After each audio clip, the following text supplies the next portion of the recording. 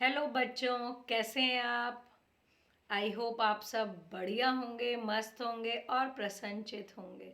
मैं आपकी टीचर एक बार फिर से अपने चैनल पर आप सभी का स्वागत करती हूँ। तो बच्चों, आज मैं आपको कक्षा 6 हिंदी विभा हिंदी पाठमाला से पाठ 6 गीत की कहानी पाठ के प्रश्नोत्तर व एक्सरसाइज कराने जा रही हूँ। आई होप आप ध्यान से सुनेंगे। प्रश्नोत्तर कराने से पहले मैं आप सबसे अनुरोध करना चाहूँगी कि जो पहली बार इस लिंक से जुड़े हैं, प्लीज़ वो मेरे चैनल को लाइक करें, शेयर करें और सब्सक्राइब करें। और आप कहाँ से हमारी लिंक को देख रहे हैं बताइएगा प्लीज़, कौन से स्टेट से, जिससे हमें पता चले कि इतनी दूर से आप लोग हमारी चैनल को सब्सक्राइब कर रहे हैं। हमें बहुत अच्छा लगेगा और हमें मोटिवेशन मिलेगा ताकि हम आपके लिए और आसान शब्दों में आपको अच्छे से समझा सकें। धन्यवाद। तो शुरू करते हैं विभा हिंदी पाठमाला पाठ 6 गीत की कहानी की एक्सरसाइज। सबसे पहले पढ़िए, सोचिए और बोलकर बताइए। अंग्रेजों की गुलामी से भारत कब स्वतंत्र हुआ। अंग्रेजों की गुलामी से भारत 15 अगस्त 1947 को स्वतंत्र हुआ। दूसरा, चीन ने भारत पर आक्रमण कब किया। चीन ने भारत पे 1962 में आक्रमण करा।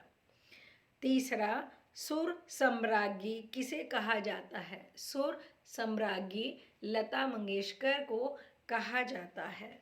अगला प्रश्न है, पढ़िए, सोचिए और लिखकर बताइए।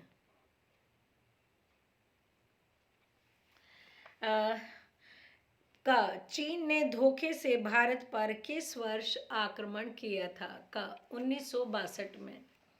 अगला, भारत और चीन के बीच कौन सा समझौता हुआ था। पंचशील समझौता। गणतंत्र दिवस के गीत लिखने वाले गीतकार का नाम क्या था। प्रदीप।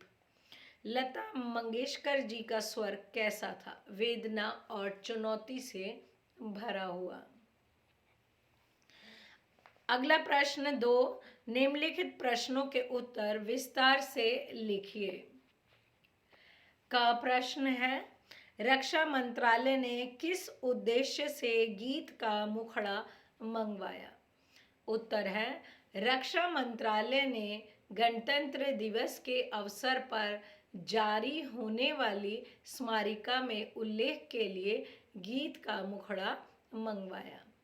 ख प्रश्न, स्मारिका के लिए भेजा गया गीत का मुखड़ा कैसा लगता था। स्मारिका के लिए भेजा गया गीत का मुखड़ा नारे जैसा लगता था। ग प्रश्न, गीत समाप्त होने पर लोगों की क्या स्थिति थी। गीत समाप्त होने पर लगभग 2 लाख लोग सिसक रहे थे। आंखों के आंसू ऐसे कि थम ही नहीं रहे थे। कोई भी ऐसा ना था जिनकी आंखें नम ना हुई हो। नेहरू जी ने अपनी आंखें रुमाल से पोंछी और बोले, क्या मैं कवि से मिल सकता हूँ। तीसरा प्रश्न है, निम्नलिखित प्रश्नों के उत्तर 2 शब्दों में लिखिए। 1962 ईस्वी में आम जनता का हौसला कैसा था। पस्त और उदासहीन। 1962 में भारत के प्रधानमंत्री कौन थे। पंडित जवाहरलाल नेहरू। ए मेरे वतन के लोगों के संगीत निर्देशक कौन थे। सी रामाचंद्रन। अगला है चौथा प्रश्न, निम्नलिखित प्रश्नों के उत्तर 1 या 2 वाक्य में लिखिए। का प्रश्न, 26 जनवरी के दिन दिल्ली कैसी लग रही थी। 26 जनवरी के दिन दिल्ली उत्सव के लिए सजी थी। सभी बहुत उत्साहित थे, इसलिए दिल्ली थी उत्साहित थे। दिल्ली बहुत ही उत्साहित थे। अगला खा प्रश्न, कवि फिल्म जगत से किस कारण परेशान हुए। कवि फिल्म जगत की चोरी की बीमारी से परेशान थे। वहाँ कहानी के मूल विचार, पटकथा, गीत शॉर्ट की चोरी आम बात थी। ग प्रश्न, नेहरू जी ने गीत सुनने के बाद क्या कहा? नेहरू जी ने गीत सुनने के बाद रुमाल से अपनी आंखें पोंछी और कहा, क्या मैं कवि से मिल सकता हूँ? प्रश्न 5, सही कथन पर सही और गलत पे गलत का निशान लगाइए। का प्रश्न, प्रधानमंत्री का विचार था कि किसी भी प्रकार लोगों का आत्मविश्वास बढ़ाया जाए। सही। 1962 में चीन ने आक्रमण करके भारत की पीठ पर छुरा घोंपा था। सही। ग प्रश्न, नेहरू जी प्रदीप से गीत का वीडियो लेकर दिल्ली लौट आए। गलत। घ 26 जनवरी 1963 के दिन कवि प्रदीप दिल्ली आए। गलत है। अगला मूल्य परक, क्या आप मानते हैं कि देश प्रेम से बढ़कर कुछ नहीं है? हाँ, मैं मानता हूँ कि देश प्रेम से बढ़कर कुछ नहीं है। कहा जाता है कि जननी और जन्मभूमि स्वर्ग के समान है, और स्वर्ग से तो सभी प्यार करते हैं। जिसे अपने देश से प्यार नहीं होगा, उसे अपने कर्म और कर्तव्य से भी प्यार नहीं होगा। प्रत्येक मानव का कर्म और कर्तव्य है कि वह अपने देश का नाम दुनिया में सर्वोपरि रखे। अगला प्रश्न है, क्या आप किसी पर आंख मूंद कर विश्वास करते हैं? नहीं, आंख मूंद कर कभी किसी पर भरोसा नहीं करना चाहिए, क्योंकि व्यक्ति परिस्थिति, परिवेश और जरूरत के अनुसार बदल जाता है। उनका बदलना आपके लिए हितकारी है या अहितकारी, यह आप नहीं जान पाएंगे, जिससे आपके जीवन में कभी भी बदलाव आ सकता है। अगला प्रश्न है, व्याकरण बिंदु। व्याकरण बिंदु के अंदर इस गीत को स्मारिका में शामिल करो। इसमें है इस। अगला है, निम्नलिखित वाक्यों में सार्वनामिक विशेषण शब्दों को रेखांकित करना है। वह गाना मधुर गाता है। वह। अगला है ग, वे कवि कहाँ चले गए? वे।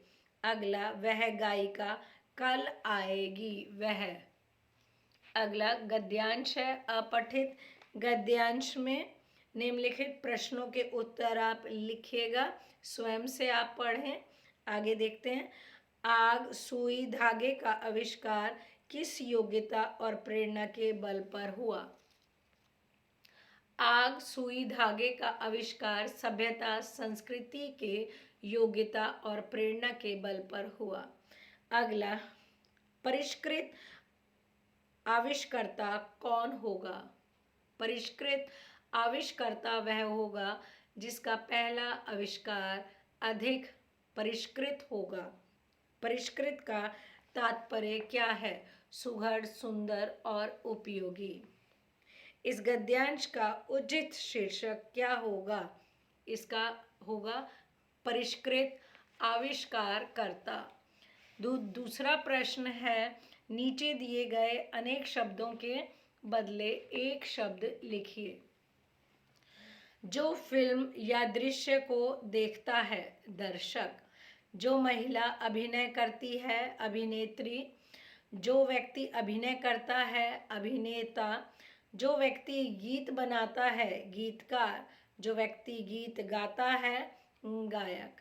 आई होप इस पाठ के प्रश्नोत्तर और एक्सरसाइज आपको बहुत अच्छे से समझ में आ गए होंगे और आप इसे याद करेंगे और इसका प्रयोग करेंगे। धन्यवाद।